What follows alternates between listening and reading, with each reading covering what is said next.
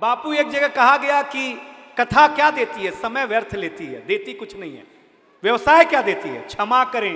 वो ऐसे कहने वाले लोग, मैं बताता हूं कि कथा क्या देती है। कथा आपको मुक्ति का मार्ग बनाती है। अगर नितिन गडकरी सड़क बनाते हैं तो ये मुक्ति का मार्ग बनाती है, जिससे आप अपने उस धाम तक पहुंच पाते हैं।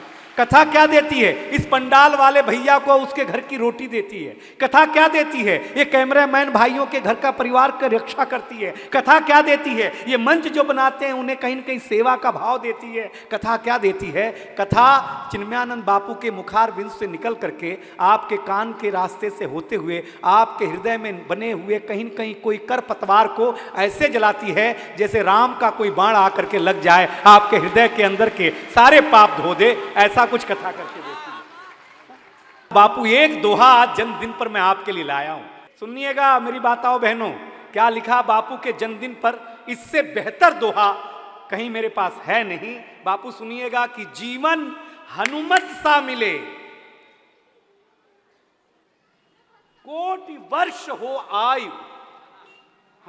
जीवन हनुमत सा मिले, कोटि वर्ष हो आयु। मृत्यु प्रभु ऐसे मिले जैसे मरा जटायु। हाय हाय क्या बात है! भगवान के गोदी में जटायु की मृत्यु हुई थी। इससे अच्छा दोहा मैं बापू को जन्मदिन पर क्या दे सकता हूं। गुरु मां तक भी पहुंचाता हूं अपना कहीं न कहीं अपना प्रणाम, अपना वंदन। मिश्र जी हैं जो आईएएस थे, जो मुख्य आदरणीय प्रधानमंत्री जी के मुख्य सचिव रहे, आदरणीय वो देवरिया से हैं। उनका एक दिन मैं भाषण सुन रहा था कि सूर्य की रोशनी जो है वो रामचंद्र जी के माथे पर एक चंद्र बिंदु की तरह, कहेंगे सूर्य बिंदु की तरह हमेशा आएगी। क्या आस्था है हमारे हिंदुस्तान की कि चाहे आईएएस हो, आईपीएस हो, प्रधानमंत्री हो, मुख्यमंत्री हो, हमारे योगी जी तो जीवन भर अपना जीवन ही उन्होंने समर्पित कर दिया है ऐसे अयोध्या वासियों के लिए। मैं माताओं तुमको बहुत बहुत धन्यवाद। ये माएँ कहाँ जा रही हैं? बर्तन तो पति ही मांजता होगा। हाँ हम जानते हैं ना, घर पे हम खुद मांजते हैं। आज हम नहीं है घर पे तो हमने अपने पड़ोसी को कह के आया है कि मांज देना यार, नहीं तो अपनी तो छुट्टी हो जाएगी। बापू आप साड़ी दे रहे थे, मैं माताओं पे नजर रखा हुआ था, अपनी साड़ी पर उनकी नजर नहीं थी। जो दूसरे को मिल रही थी उसके रंग पे नजर थी कि इसकी ऐसी क्यों है। भगवान कसम बता रहा हूं माताओं, ये भजन करते करते भी साड़ी पूछ लेती हैं, हरे राम हरे कृष्ण हरे राम हरे कृष्ण, कौन सी दुकान से लिया है बहन। ये इतनी खतरनाक होती है महिलाएं, मैं बताता हूं आप मेरा। लेकिन मेरी माताओं, मेरे बहनों, जितने लोग बैठे हो, मैं नतमस्तक होता हूं और मैं चाहता हूं कि अमन के श्रेष्ठ गीत पर एक बार श्रेष्ठ तालियां बजा दीजिए। हम कभी खानदान के लोग हैं, हमारा अच्छा लग। कितने लोगों को कविता समझ में आ रही है? एक भी हाथ बापू नीचे नहीं है। एक नंबर की झुट्ठी होती है महिलाएं, भजा भजा बता रहा हूं आपको, सही बता रहे हैं हम आपको। जिसको नहीं समझ में आ रहा है वो भी हाथ उठा दिया, हाँ हमको भी आ रहा, हमको भी आ रहा। तो जब आ रहा तो ताली बजाया करो ना, जब पढ़ते हैं ये लोग तो काहे नहीं बजाती हो जब समझ में आ रहा है तो आप लोगों को। देखो आपको ताली बजाने का एक तरीका बताता हूं। जो पुरुष हैं यहां पे और महिलाएं जो हैं, महिलाएं अपना दाहिना हाथ उठाएं। अरे तुम तो मुझे मान लियो, मैं बापू नहीं हूं यार, कवि हूं। मेरी बात जल्दी मत माना करो। ऐसा उठाओ, इसमें अपने पति का चेहरा देखो और जो व्यवहार घर पे आप करती हो ये सोच करके देखो, तुरंत ताली बजेगी। और जो यहां पुरुष हैं वो अपना ये वाला हाथ उठाएं, इसमें पत्नी का चेहरा नहीं देखें, इसमें उसका चेहरा देखें जिसने शादी कराई थी।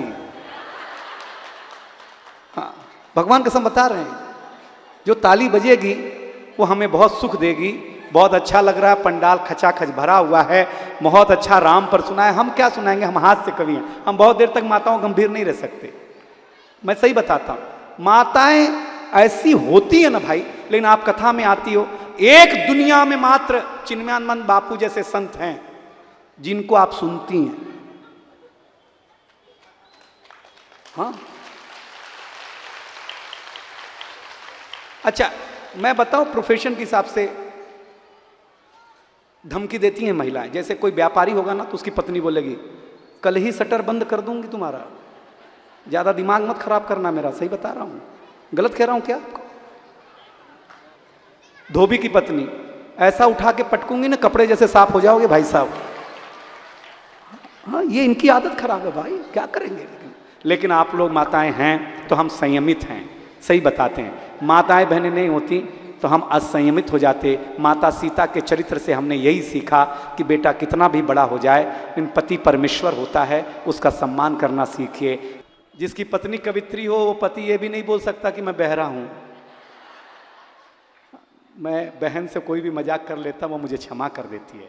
लेकिन ये सारा जन समूह आज बापू के जन्मदिन के उत्सव पे था और मैं बड़े दावे के साथ कहता हूं बापू के साथ मेरा रिश्ता 15-17 वर्षों का है।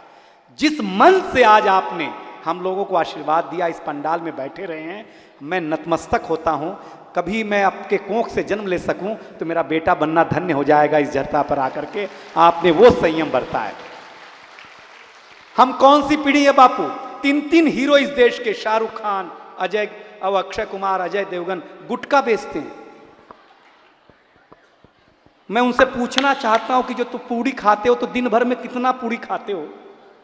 हमको बताओ। धोखा है आपके साथ। वो हीरो नहीं है, बापू चिन्मयानंद आपके हीरो हैं। जो खुद जीते हैं वो खुद गाते हैं भाई साहब। ये हीरो हैं मंच के। हम आपको कविता सुनाए हमारे मुखार बिंदु से, इसमें सबने अच्छा सुनाया, खाली एक मई था जो आप लोगों को थोड़ा सा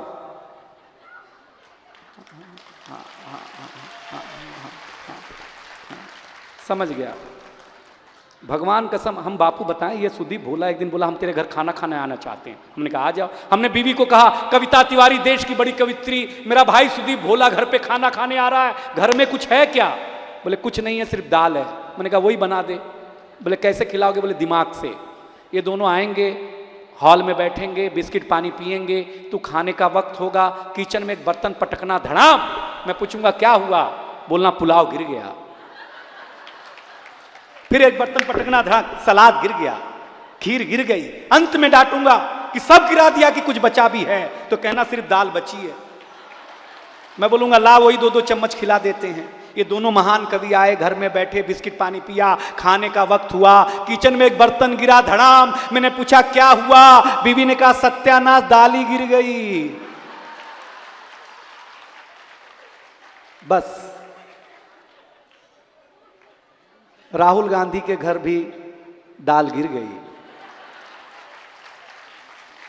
हाँ, बस। तो आप लोगों को कवि सम्मेलन कैसा लगा जरा एक बार बताओ आप लोग।